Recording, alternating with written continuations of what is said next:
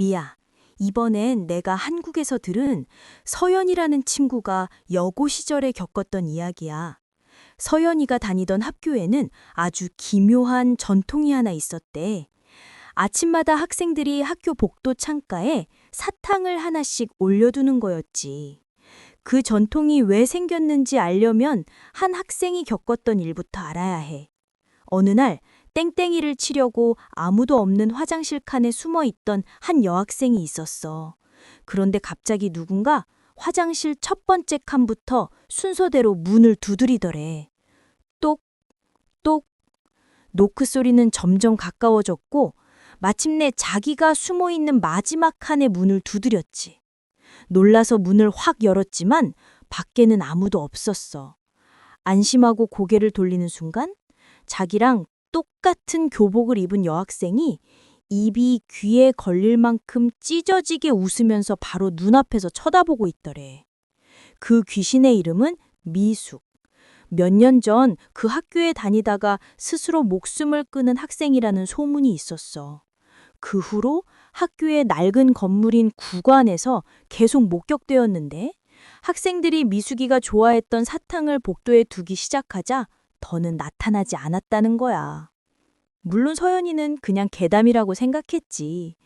그러던 어느 야자 시간, 너무 졸려서 화장실로 세수를 하러 갔어.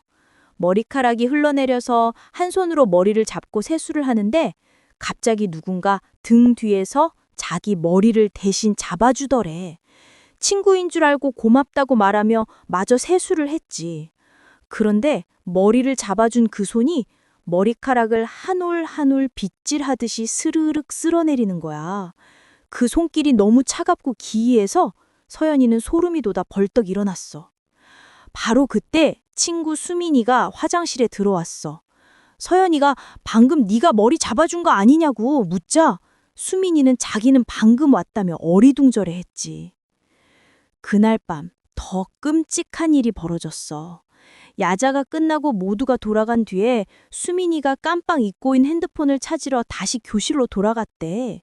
분명히 문을 잠그고 나왔는데 자물쇠가 풀려 있었지. 이상하게 생각하며 불이 꺼진 교실로 들어서는 순간 교실 한가운데에 긴 머리를 풀어 헤친 여학생이 가만히 서서 자기를 보고 있더래. 그리고는 속삭였어. 반가워. 나 들어가도 돼? 이 사건들 이후로 학교는 발칵 뒤집혔고 학생들은 더 열심히 복도에 사탕을 두기 시작했어. 그런데 진짜 무서운 이야기는 이제부터야, 미야. 짧은 여름방학 동안 전교 1등이던 반장이 아무도 없는 학교에 혼자 나와 자습을 했대. 어느 날 깜빡 잠이 들어 깨니 이미 밤이었어. 집으로 가려고 복도로 나왔는데 저 멀리 미술실에서 유리가 깨지는 소리가 들렸지.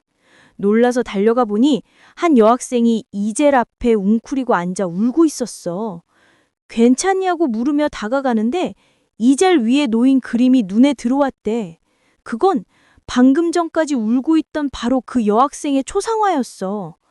그림 속 여자의 얼굴은 입이 찢어지라 웃고 있었고 가슴팍에 달린 명찰에는 김미숙이라는 이름이 선명하게 적혀 있었지. 반장이 겁에 질려 뒷걸음질 치자 울고 있던 미숙이가 천천히 고개를 들었어.